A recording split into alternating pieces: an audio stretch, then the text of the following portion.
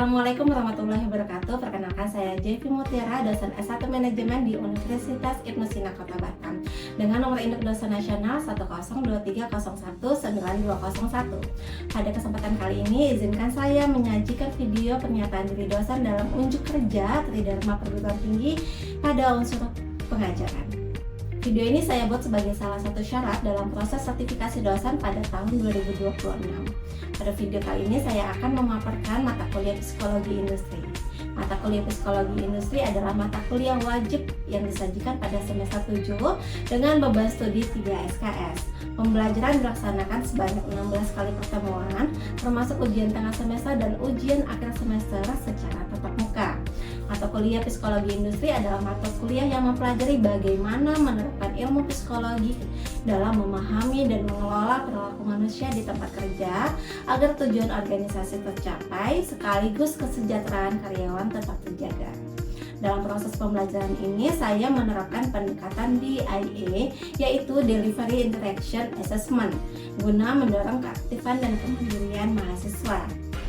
Diharapkan lulusan memiliki kompetensi dan integritas dalam menghadapi dunia kerja.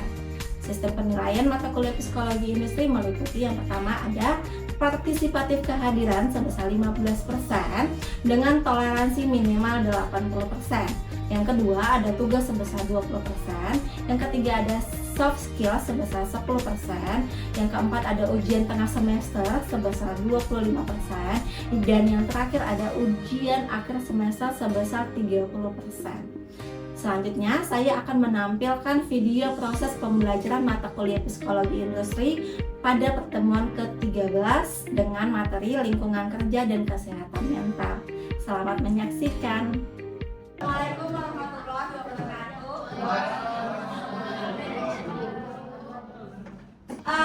Kita malam ini membahas tentang lingkungan kerja dan kesehatan mental. Nah, nih, pasti saya rasa ini sebenarnya adalah materi yang begitu menarik sekali untuk teman-teman, khususnya untuk teman-teman yang sudah bekerja. Kenapa? Karena lingkungan kerja dan kesehatan mental ini kalian rasakan di tempat kerja banget ya. Oke. Konsep dasarnya pertama adalah kita ketahui adalah lingkungan kerja. Saya mau tanya dong, ada yang bisa menjelaskan? Siapa nih yang mau bersuara ya, menjelaskan apa sih lingkungan kerja? Boleh kayak apa lingkungan kerja itu menurut kamu apa?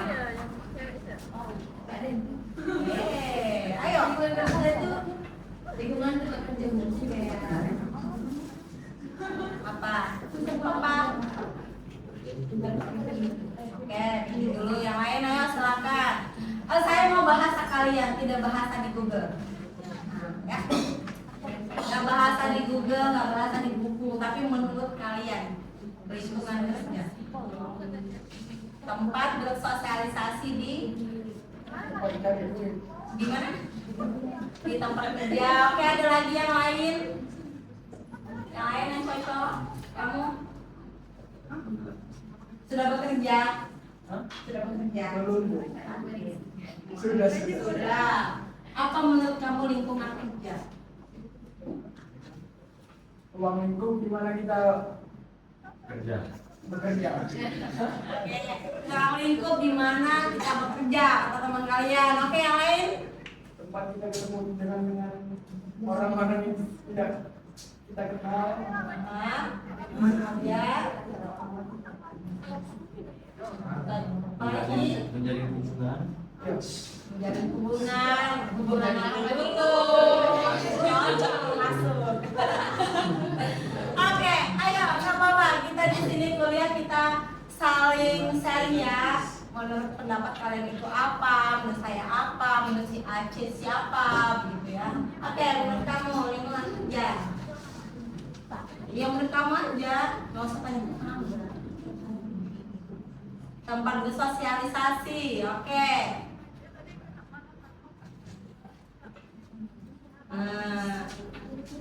Apa?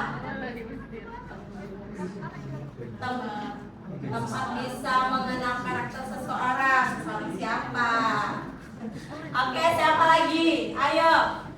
Ya. Segala sesuatu hal yang ada di sekitar tempat karyawan atau pekerja di tempat kerja. Oke, panjang ya. Masuk. Apa lagi?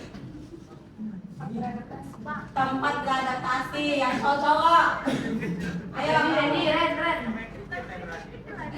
Ayo, apa? Lingkungan kerja. Kalau pas tanya lingkungan kerja apa? Cari. Ada cowok ya. Oke, kalau misalnya kita lihat lingkungan kerja, kalau misalnya bahasa umumnya adalah keseluruhan sarana dan kondisi sosial di tempat kerja. Sudah bisa dideskripsikan atau digambarkan? Ya. Di situ ada sarana, prasarana, benar ya? Dengan segala macam kondisinya. Benar? Oke. Masuk ya. Konteksnya di tempat kerja, lingkungan kerja, ada lingkungan sekolah. Berarti konteksnya adalah di sekolah, begitu ya. Kita bahasnya konteksnya adalah lingkungan kerja. Kemudian kesehatan mental kerja. Kalau zaman sekarang ini bilangnya apa? Bahasa agamanya mental health. Aduh, mental health itu kan.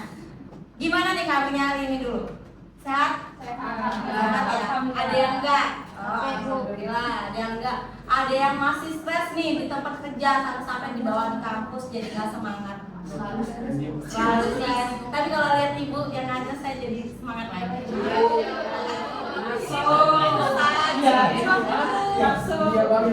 Masuk Pak Eko. Kesehatan mental kerja atau mental health. Ada yang bisa menjelaskan? Ada yang bisa menjelaskan? Kita belajar tidak ada yang salah ya. Ayo, mental health siapa? Kamu. Kesehatan seperti tekanan kerja, terus beban tempat kerja, apa yang lain? Kesehatan mental kerja. Berarti kalau misalnya konteksnya kesehatan mental kerja berarti ke kita ya, individu atau karyawannya. Berarti gimana nih? Berarti kalian bisa nih mendeskripsikan kan mental kita. Berarti gimana tuh bahasanya? Gimana menjelaskannya? Ayo kamu. Ya, kamu.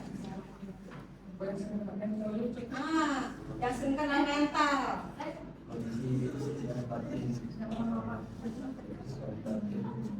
Kondisi tekanan batin. Tekanan batin. Siapa dari pikiran maupun pasti tempat kita bekerja. Oke, masuk ya tekanan batin. Ya, batin itu masuk ke mental. Berarti di sini juga dia harus bisa beradaptasi teman-teman kita. Jadi di mana kondisi batin stabil, mampu beradaptasi, bebas tekanan. Jadi itu sehat mentalnya. Tapi kalau misalnya dia batinnya tidak stabil, kemudian dia sulit untuk beradaptasi dan dia terlalu banyak tekanan tuntutan, maka dia tidak bisa dikatakan sehat secara mental. Ya, begitu ya. Ini saya ngambilnya supaya kalian bisa memahami. Jadi garis besarnya, kalian mesti paham dulu. Bisa membedakan, oh ternyata kesehatan mental itu seperti ini, gitu. Oh lingkungan kerja itu ini, gitu ya. Nah selanjutnya, ini ya, ini baru dua ya, konsep dasarnya ini baru dua. Ada satu lagi yaitu adalah kesejahteraan karyawan. Sudah sejahtera belum? Belum. Banyak yang belum. Kenapa? Nah ini yang mesti kita pelajari, ini kenapa bisa tidak sejahtera. Nah ini mesti kalian evaluasi. Ada apa nih? Nah coba kesejahteraan karyawan. Siapa? Winda. Mana Winda? Ini Bu. Winda. Apa? Sudah sejahtera belum? Belum. Oke, kenapa belum? Pasti ada sebab ya. Nanti akan kita pelajari. Jadi kalau belum kan tahu nih ya, berarti kan paham ya kesejahteraan. Karena merasa belum, berarti paham. Nah, ini apa?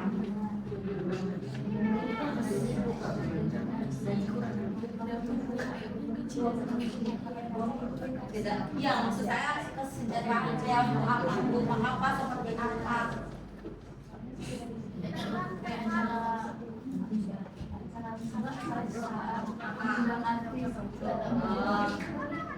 Acara perusahaan sedang aktif. Kita skip dulu ya. Masuk kesejahteraan apa tidak? Oke, yang lain. Ayo. Senioritas itu termasuk tekanan, termasuk di mental. Kesejahteraan karyawan kurang gaji, Bu. Job desk-nya, Bu, sesuai dengan Kurangnya bonus, kurangnya gaji, kurangnya pengakuan dari atasan, itu kesejahteraan karyawan. Oke, ya itu termasuk ya.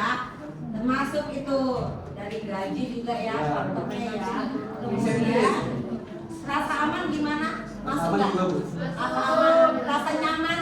Masuk. Nyaman lah, nyaman nih di perusahaan ini. Ya kan? Kemudian dia merasakan dia sejahtera.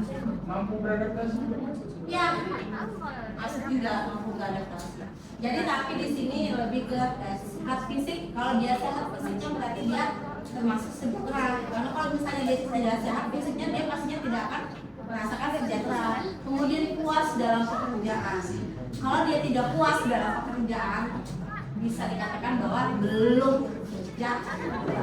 Kenapa belum puas dalam pekerjaan? Pasti banyak faktor dan indikatornya, begitu ya. Nah, jadi apa tuh ini? Apa lingkungan kerja? Kalau kita melihat dari konsep dasar ini, maka kita dapat simpulkan secara apa nih? Ini dia putusan dalam Bu. putusan dalam apa kayaknya itu deh. Nah, ini apa tadi lingkungan kerja adalah keseluruhan sarana dan prasarana kerja yang ada di sekitar karyawan yang dapat mempengaruhi pelaksanaan kerja. Berarti lingkungan kerja itu bisa membuat kita menjadi produktif, ya, bisa menjadi bersemangat bekerja atau sebaliknya. Makanya dia dikatakan bisa mempengaruhi saat pelaksanaan pekerjaan atau saat bekerja, gitu ya. Jadi lingkungan kerja mencakup faktor fisik maupun non fisik atau biasa disebut dengan psikososial yang berperan penting dalam menciptakan kenyamanan, motivasi serta kesehatan mental pekerja. Nah, ini adalah garis besar lingkungan kerja ya. Ini mencakup dari definisi, mencakup dari konsep dasar yang kita ini, maka didapatkanlah definisinya seperti ini. Bisa dipahami? Bisa ya? Ada yang kurang paham? Saya rasa bisa ya. Deskripsinya kan. Kemudian, di lingkungan kerja itu ada dua dimensi ya. Bisa dikatakan dimensi lingkungan kerja fisik sama tadi apa? Yang kedua sama yang fisik yaitu psikososial. Oke, kita bahas yang pertama dulu yang lingkungan kerja fisik. Teman-teman di sini ya, tadi lingkungan kerja fisik ini fisik ya. Berarti kalau namanya bisa dilihat, benar ya? Bisa dilihat, kita bisa memperhatikan. Ada apa definisinya? Merupakan kondisi nyata yang dapat dirasakan secara langsung oleh indera manusia. Ya, apapun itu. Faktornya apa aja? Kalau misalnya fisik, pertama pencahayaan, ya, lampu ya. Nih, pencahayaan cukup. Kalau misalnya cukup maka konsentrasi meningkat. Kalau dia buruk maka stres visual. Kita kasih contoh ya, misalnya nih, pencahayaan cukup baik dia buatan maupun alami ya. Kalau misalnya dia cukup, maka itu bisa membuat kita fokus ya, bisa membuat kita lebih konsentrasi ya. Tapi kalau misalnya dia buruk ya, stres visual. Berarti apa tuh stres visual? Kelelahan mata, bener nggak? Jadi kadang di tempat kerja tuh cahayanya terlalu terang sekali, sehingga kita mau nonton nih komputer kan, atau mungkin di ruangan itu sudah cahayanya terang banget, komputernya juga terang, sehingga mata kita mudah capek, mudah ngantuk, rasain ya. Nah, itu adalah contoh dari pencahayaan. Oke. Kemudian Yang kedua adalah suhu dan ventilasi. Jika seimbang maka dia akan nyaman. Atau kalau dia ekstrim dia bisa stres atau gangguan kesehatan. Jadi kalau misalnya suhunya itu tidak panas, tidak terlalu dingin, maka kita merasa nyaman. Tapi kalau misalnya di ruangan itu panas banget, pasti stres ya. Duh panas banget nih, kipas-kipas, ya kan? Sehingga apa? Nggak merasa nyaman. Terus ada mungkin yang aslinya terlalu dingin di ruangan itu, sehingga apa? Setiap dalam ruangan itu panas selalu dingin, aduh kedinginan. Contoh mungkin yang apalagi yang tidak bisa dengan terlalu dingin ya, contoh di ruangan bank ya. Kalau bank itu kan selalu dingin kan. Yang tidak terbiasa dengan dingin itu biasanya tangan itu bakal dingin. Yang di back office-nya ya. Nah itu maksudnya suhu dan ventilasi. Jadi dilihat juga. Jadi kalau kalian punya perusahaan, kalian mesti tahu ini ya. Nanti kalian harus bisa mengevaluasi apa-apa aja sih faktor-faktornya itu sehingga membuat karyawan itu semangat dalam bekerja. Selanjutnya kebisingan. Nah kebisingan kalau dia terkendali maka fokus ya. Tinggi, kalau misalnya dia tinggi kebisingan maka akan stres atau gangguan komunikasi. Jadi contohnya misalnya kebisingan yang terlalu menekan sekali atau yang terlalu bising sekali itu bisa membuat kita tidak konsentrasi. Benar nggak? Ya kan? Tapi kalau misalnya yang terkendali kebisingannya ya kita bisa fokus gitu. Contoh misalnya dulu itu nggak salah saya tahun kemarin itu ya, setiap aku itu suka muterin lagu apa yang bikin semangat itu apa ya, masih ingat nggak apa sih lagu yang kemarin tuh sempat viral, kemudian di tempat bekerja selalu nyetel lagu itu sehingga ada perusahaan melarang untuk menyetel lagu itu karena takut tidak fokus karyawannya. Ada aduh apa ya, ada kalau lagu yang Mangu. apa sih pokoknya yang buat kita jadi semangat lagi.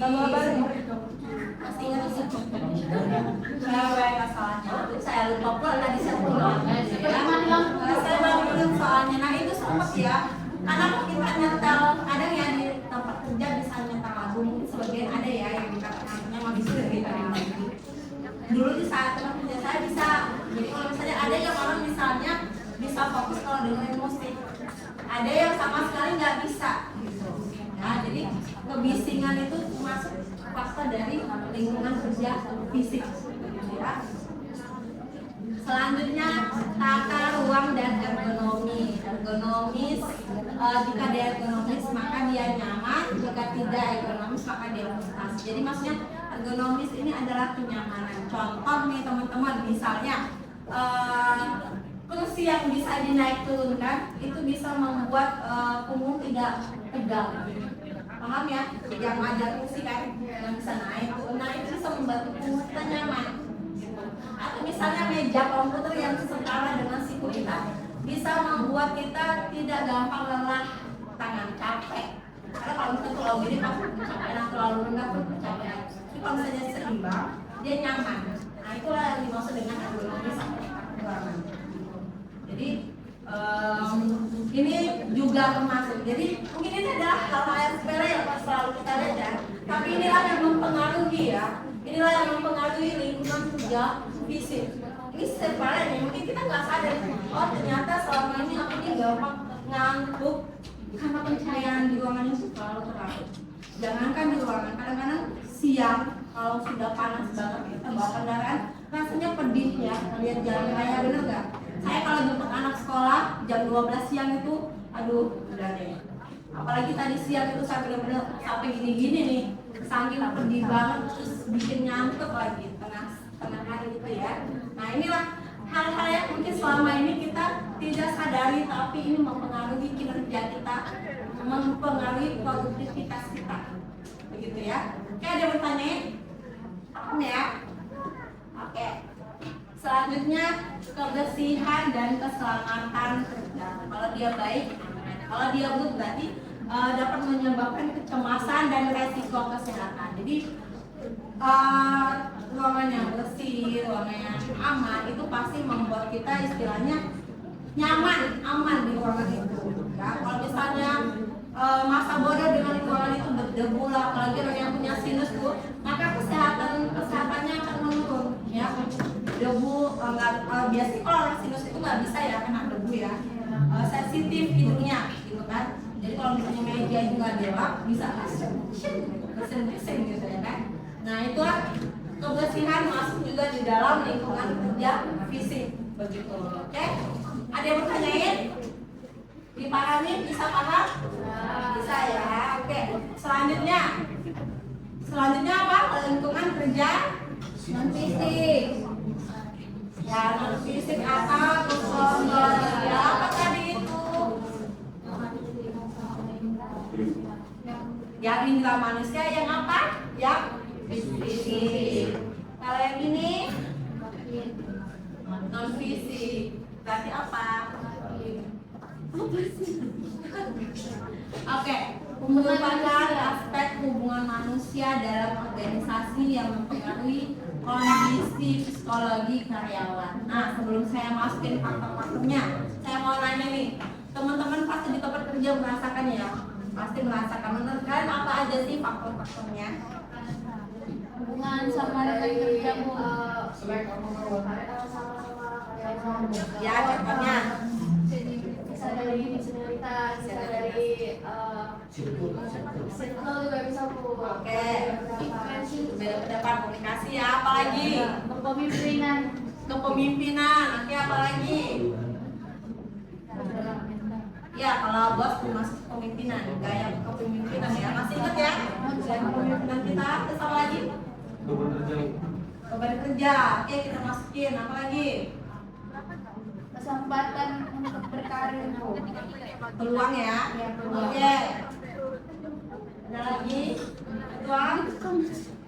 Nggak usah searching, ini kita rasain.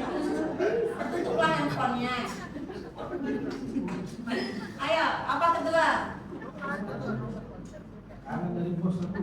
Karena dari bos, oke. Kita masukin aja, apa lagi? Ayo, yang lain. Tata kelola organisasi. Tata kelola organisasi, oke. Yang lain? Yang di belakang. Diem-diem baik. Ayo, apa? Udah kerja? Menurutnya gimana nih? Pasti di tempat kerja mengalami psikologi ya, pasti ya. Nah, apa nih? Salah satu di tempat kerja kamu? Apa? Gak apa-apa, sebut aja. Karena kita yang merasakan ya, teman-teman yang merasakan gitu.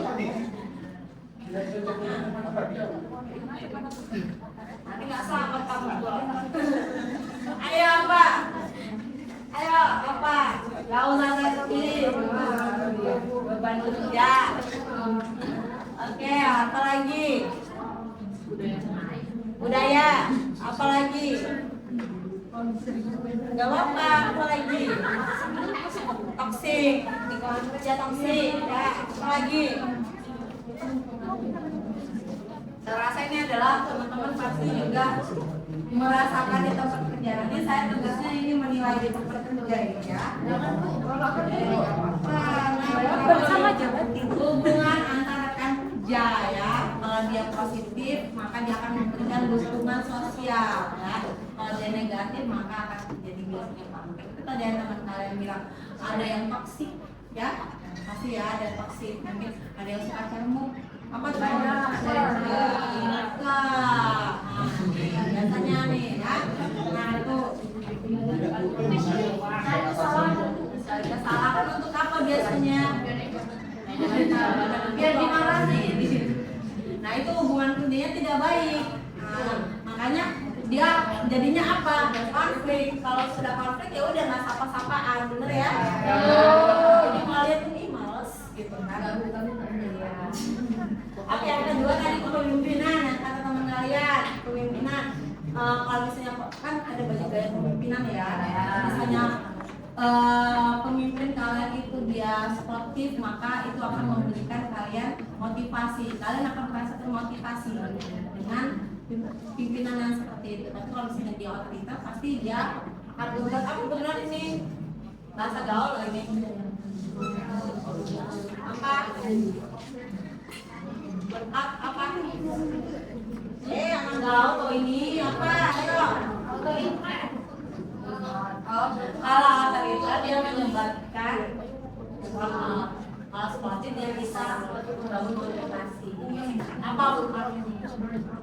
Kelelahan, puisi, apa? Jenuh, terus apa? Banyak ya, pokoknya dia sama kalau dengan kelelahan lah, kelelahan fisik, capek. Selanjutnya adalah namanya tadi yang teman kalian bilang budaya organisasi. Kalau dia eksklusif dia senjata. Tapi kalau misalnya dia bisa nominatif berarti dia bisa menghasilkan kemasan. Jadi budaya organisasi yang pandai-pandai kita mau ada nasi, bisa beradaptasi dengan lingkungan segala macam kita bisa beradaptasi. Kalau misalnya diskriminatif budaya yang di situ ya pasti akan merasakan itu masa. Maka sedikit nih lihat bos, masa ada bos badan, gitu ya. Selanjutnya beban kerja. Kalau seimbang maka akan termotivasi. Kalau berlebihan maka dia akan stres. Jadi namanya beban kerja ini adalah pekerjaan tekanan ya, tekanan pekerjaan yang berlebihan. Kalau misalnya dia berlebihan maka dia akan mengalami stres. Nah, mengalami stres maka akan nanti jatuh sakit, kesehatannya menjadi menurun. Ini jadinya bercabang-cabang. Makanya tadi saya tanyakan gimana kabarnya. Makanya kadang-kadang saya setiap pertemuan gimana, sehat, sehat. Saya mau tahu dulu nih, ada nggak nih yang beban ini masih nih di kampung nih, ya kan? Sehingga sebenarnya aku sebenarnya lagi stres banget nih ke kampus, ya cuma memenuhi absen. Ya jadilah ya kan, pada nilainya kosong ya kan. Nah ini masuk nih di sini ya. Nah ini makanya dia dimasukin ke dalam fiskal sosial beban kerja. Kemudian selanjutnya kesempatan berkembang. Nah tadi teman-teman kalian bilang atau keluar ya. Kalau misalnya ada maka dia semangat, kalau tidak ada ya frustasi. Kalau udah capek-capek kerja nih ternyata tidak ada promosi ya kan, lalu berarti pasti kita sudah bisa menilai tempat kerja ini tidak ada jenjang karir. Jadi ya nggak ada semangat, di situ aja gitu. Ya menonton di situ aja, setelah tidak ada promosi, tidak ada pelatihan pula.